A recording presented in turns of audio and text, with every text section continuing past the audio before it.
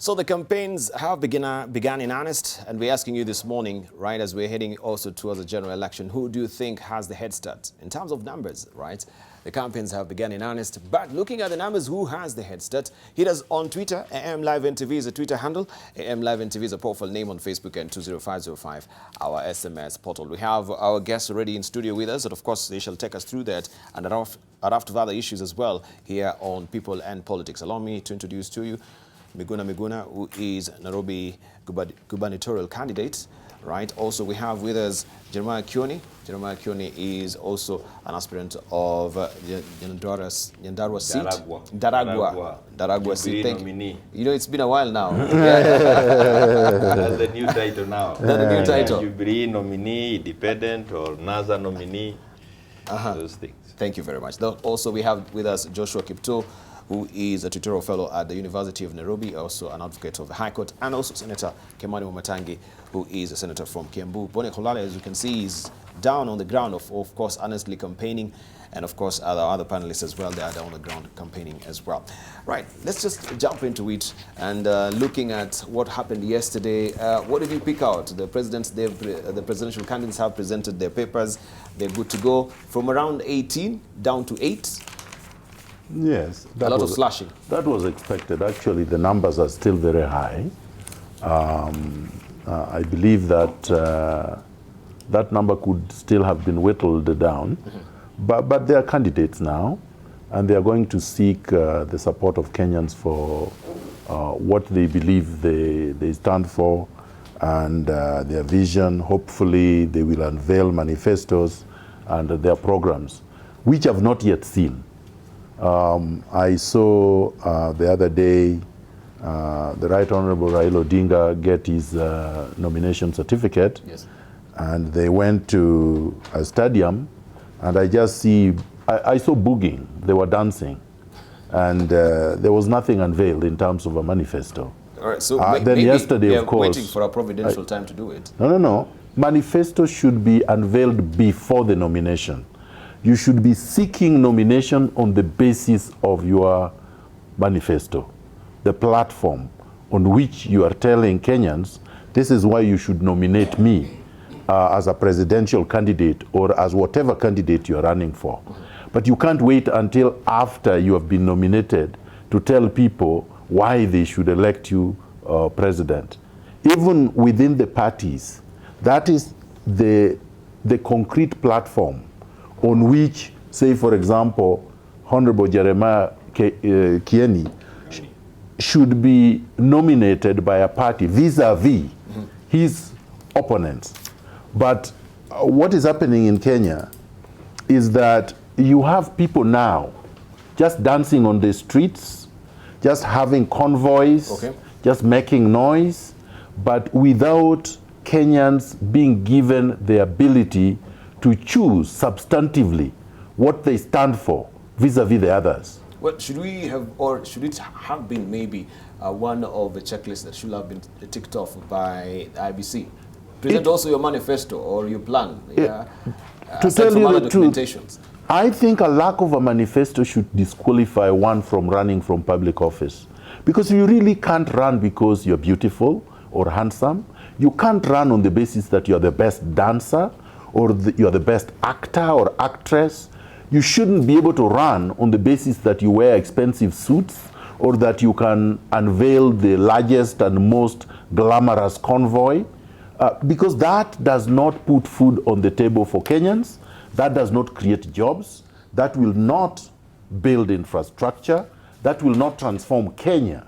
So yes, I believe that going forward, if we are serious about our democratic exercise and experiment, then we must make sure that anyone who wants to run for public office has what it takes to change Kenya. All right, let's hear from Joshua Kiptoo. Good morning. Good morning. Yes. Now, I would wish just to digress a bit from Miguna's sentiments when it comes to a political campaign. Let's look at politics as this way. it is more than just a speech-making event. It's a complete psychological process that also targets likability. I'm sorry to butt in. Let me just butt in because I think your mic has issues. As we hear from Jeremiah Kioni, we'll rectify it just in a moment. Don't worry. Yeah, I think one is good morning, viewers. I think so good so far. We have a process that has started very well. It is important that we give it a good start so that we continue having confidence in the electoral system in the country. Yes. We have seen different styles. We saw NASA finish the presentation of papers and they go to a stadium. We saw Jubilee yesterday do it along the roadside. And I think the good thing about it is that each and every party was able to do these things in a peaceful manner. Certainly, we could tell the difference because we, in Jubilee, we were able to articulate what we have achieved as a basis of what we are capable of doing. It has laid a foundation of what needs to be completed in the coming 5 years.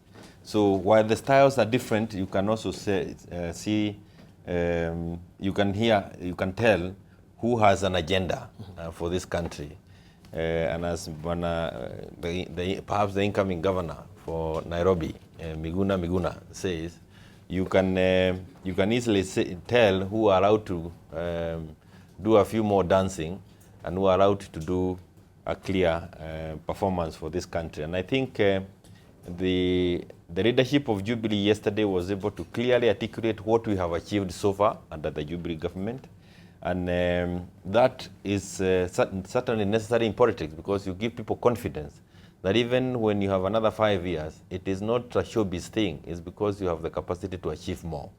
And without doubt, I can tell you that yesterday it's clear that the Jubilee wagon is ready to move, and it is moving. All right. Yes. Senator Wamatangi, good morning. Yeah, thank you. And also to say morning to our viewers. And yes, I've been around and watching what's been happening. And as we see our various candidates go to present their papers for clearance to IBC, especially for presidential elections.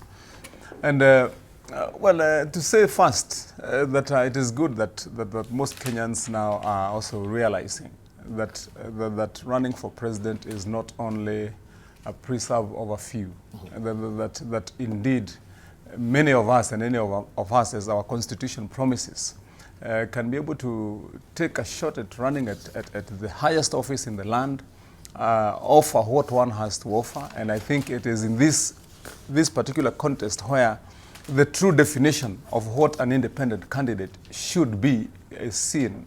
You know, unlike the other races, you know, in the other positions for governors and senators and members of parliament and MCAs, where most of the independents, as we have seen, are either fallouts or rejects, or, you know, politically, I mean, or those who couldn't make the mark. But at least most of those that are running for president, you can see are people who determined long way before that they wanted to be independent. Now, while on that, still say, and hopefully, that the gentleman who almost committed suicide, I hear he was given bail and released. You know, that tells you sometimes that how hard and how affectionately some Kenyans take this, you know, probably to the extent of wanting to commit suicide for not having been cleared. I hope he gets his papers right. Well, maybe the stakes involved are high. You know, well, the definitely. You paid for the campaigns, and you see all that going down the tubes. Sure. I mean, that's what I'm saying. So hopefully he gets them right next time, and he can take a shot at the presidency. I've seen some faces. Let me start from there. That were very. Let me not use the word strange, but a little startling that you didn't expect were going to be running. People like Joe Nyaga. Joe Nyaga, you know, he called himself the ostrich in the race. And but you see, for quite a while now, and he's a good guy. He's been burying his head in the sand. I was just going to, you know, to ask, because he's been quiet for a while. I think he must have been planning this big race, you know, and we've also got other good minds. But then to come to the main two, although there were protests, as most of us heard from the rest, you know, to you media people for calling it a 2-horse race. And I see now you have corrected yourselves in the papers. It is saying now it is an 8-horse race. But coming to the two main contestants, that's where first I want to start by probably agreeing with what Miguna has said in the opener there, that indeed when launching and when offering yourself for the candidature of a president in a country via a party, for example, now like Jubilee or NASA, the coalition, it is important to first show the people your blueprint. Say this is what we mean. This is what we stand for. This is what we intend to do for the country.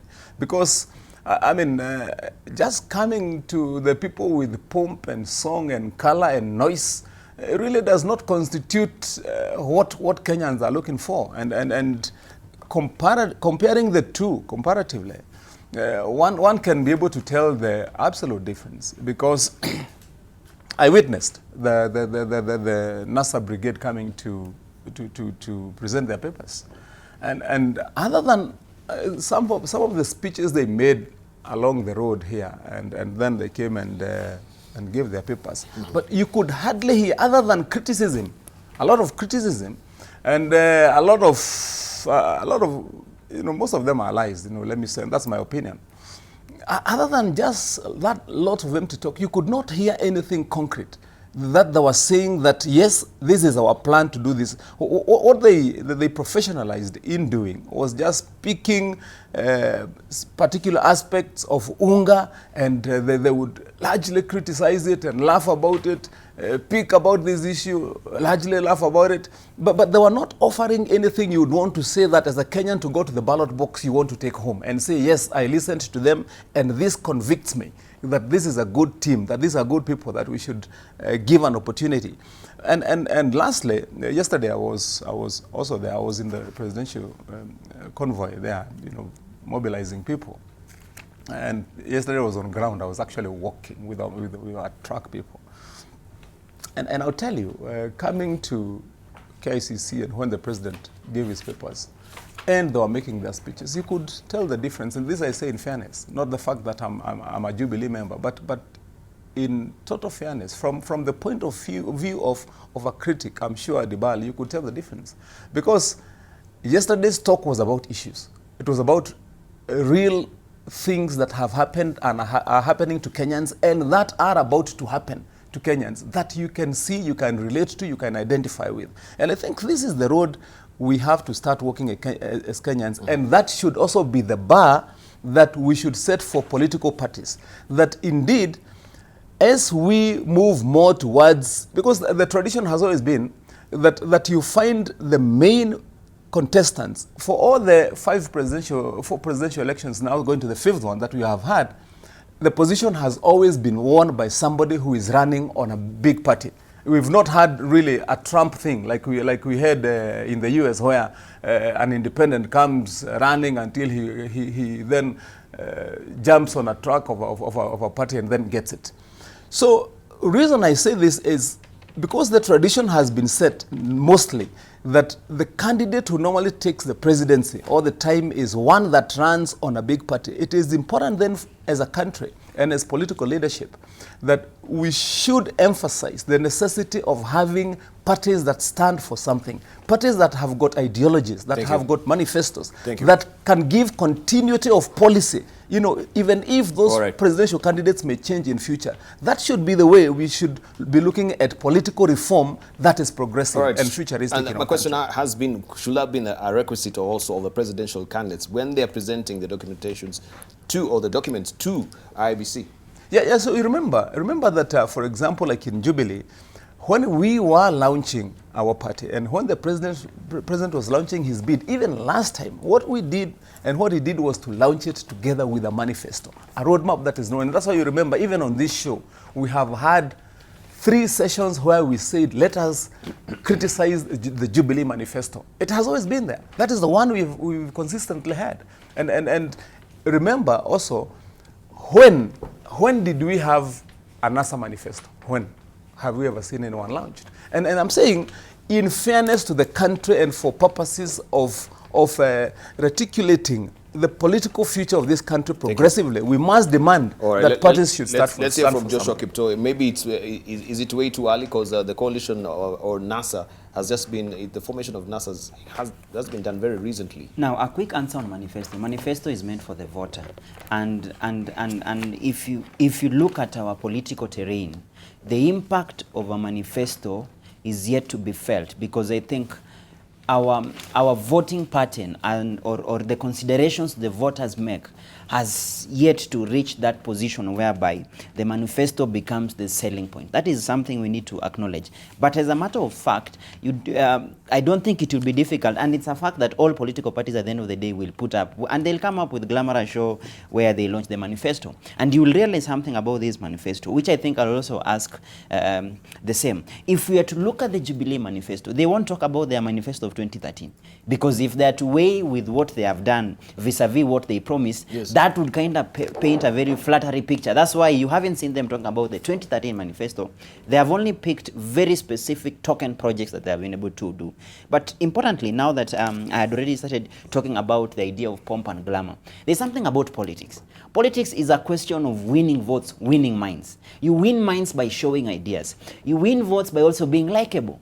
How did we have cases of the Obamas coming in? It is just beyond the issue they raise. It is also inspiring the hope, how you talk, how you connect with your voters. So if you look at pomp and glamour, I think it's part and parcel. It will be foolhardy for a politician to say that they'll only go in a stage, read what they're supposed to do, and go home. Trust me, there'll be no energy, there'll be no electricity. In fact, that's why at the end of the day we say your campaign was electrifying. So I see it as part and parcel of the process. Then look at also how campaigns are done, and of which the other, or whatever, these three panelists, all of them are politicians, and they know how it turns out. When you're dealing with a crowd of 1,000, 10,000, 50,000, I don't think there is that critical, the way I would teach in my class of around 100, that differentiation. So, like, there's a way they can mix the two. The pomp and glamour, I don't have a problem with the pomp and glamour. It's only that how you message within that short time and within the frenzy, it works well.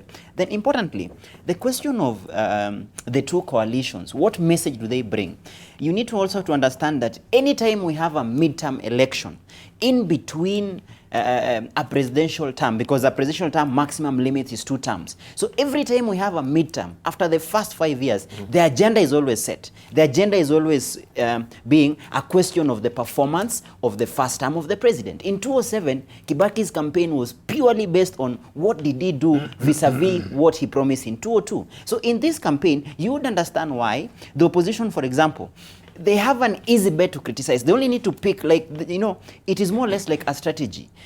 The Jubilee government will be struggling to show we've done 1, 2, 3. And that's why their messaging is simple. We came, we promised this, we said we'd give you SGR, we have given you SGR. And then, of course, they won't talk, for example, that we promised we would fight corruption. They won't tell you they failed. So they'll only focus on the positives. Opposition, on the other, as you would expect, it will be so easy for them to pick out the areas that, for example, Jubilee fails to talk about and criticize. And it sells. Don't forget that voters vote for 2 different reasons. There's a voter who would vote just because he likes you, but there's a voter who will vote against you. Now, opposition is trying to like their focus is how do they benefit from the disaffection about Jubilee? And you know, these issues can't be wished away. In fact, yesterday, I think the president tried in a small way by saying that we have not really achieved everything. But you know, the opposition now comes in hard because they would ask the people, what is the cost of living?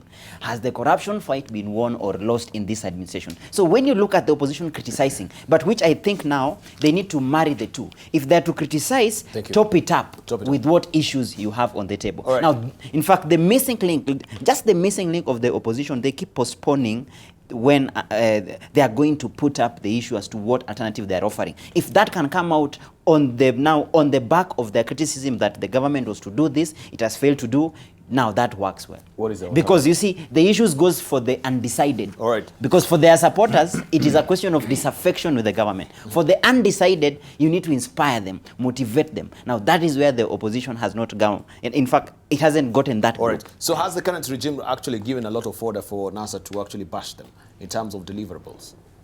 Miguna Miguna. You think Yes, it has delivered? Debarl, let me, with a caveat, let me say this. Our politics have gone, just like with everything else, rock bottom. We've gone down. In 1963, Tom Mboya used to address rallies here in the city of Nairobi, eloquently for 3 hours on vision and policies and programs.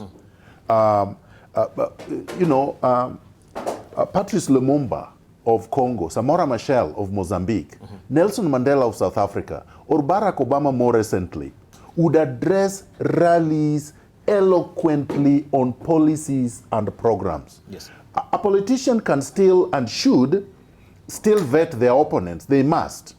A politician must still try to explain why he or she is better than his or her opponents. Yes. But it cannot, with all due respect today to my friend Kiptoo, it cannot be just pop and glamour. That then is theater, pure theater. Politics in Kenya has been reduced to entertainment, and we must be able to get back where it was supposed to be. Politics is not entertainment. It's supposed to provide a way forward, a vision for the transformation of the country. You're supposed to look at the intractable problems the country is facing and provide solutions that are long-term. That is what it's supposed to be. So when you're vetting your opponents, it should be their shortfalls, their failures, their inabilities to transform society. So coming back to Jubilee and NASA, it is true that Jubilee had a manifesto in 2013. And it is true, fairly, that they have tried to achieve on that manifesto and they have not achieved conclusively. That is very true. So it is very legitimate for anybody that is opposing them, for the minority parties or new people running for president, to say, yes, President Uhuru Kenyatta and Deputy President William Ruto, this is what you told us you are going to do. Yes. This is what you did and this is what you have not done. And as a result, because you have failed in 5 years, nobody should give you a chance again. Because, to be clear, a manifesto must be unveiled for 5 years. It cannot be 10 years. Our election cycle is 5 years. So I would have been happier if Jubilee acknowledged this. If my friends around this table were honest enough to look Kenyans in the face and say, look, yes, we agree. We were supposed to do this. We fell short here. This is the reason you should give us more time. That way, you are actually level with the Kenyan people. Yes. Honesty is very important. This is about trust. Nobody was born a leader. Nobody is entitled to leadership. Kenya is not a monarchy. Kenya is not a theocracy. So there is no reason why somebody would say, I'm the only one, you must elect me. You cannot say you're the only one because you came from a family of the elite. You cannot say you're the only one because you have more money than others. But it's all about positioning. No, right? But it has to be positioned. You see, just like you, Debarl, you're not hired here because you positioned yourself. You're hired to work for the nation because you can present news, you can hold programs, you can coherently conduct a show. The same way, a politician must be elected on their ability to be able to implement a vision that would transform the livelihoods of the citizens. That's what it's supposed to be. Now, somebody would say, Miguna, that is ideal. We must move towards the ideal. That is what it's supposed to be. If you have no dream, if you have no vision, if you have no ambition, if you are not projecting to go forward, then you have no business being in politics. Thank you.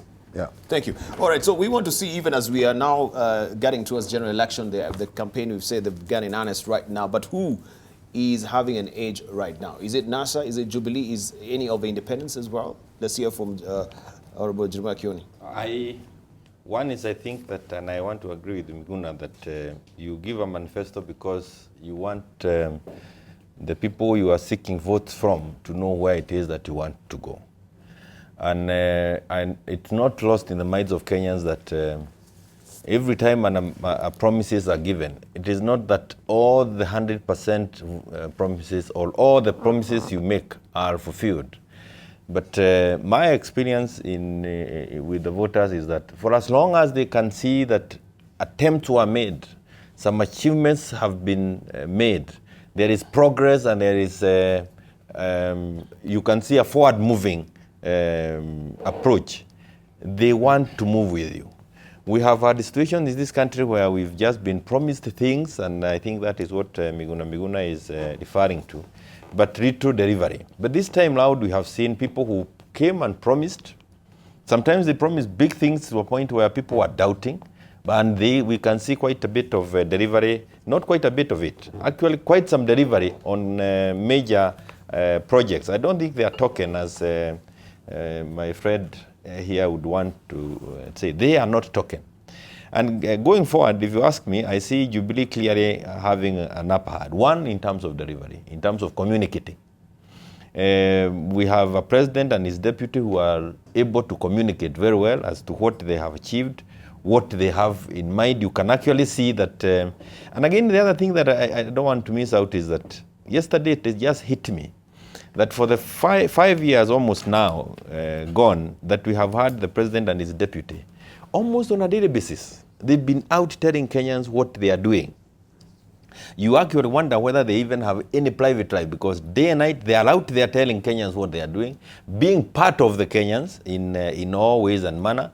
Whether you like it or not, one of the major things that I think the president have brought out is that when they were endorsing Sonko yesterday for the governor's seat of Nairobi, clearly you could see why is it. You're talking about Sonko because he is able to communicate with that ordinary person whom some times ago we quite did not blink to the fore. We never thought that he was an important person to talk to or to consider when you're talking about vote hunting.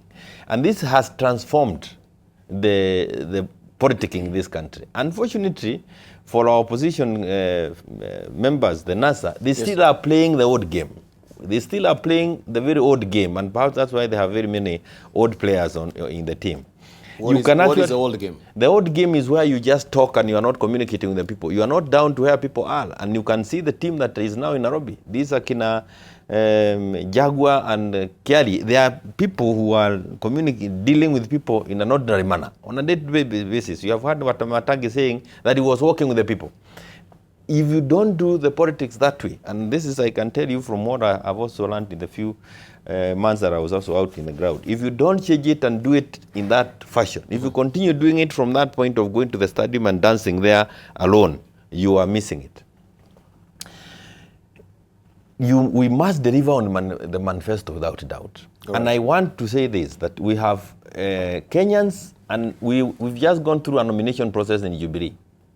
Let me tell you, Debarl, Kenyans can differentiate between an action-oriented team and propaganda.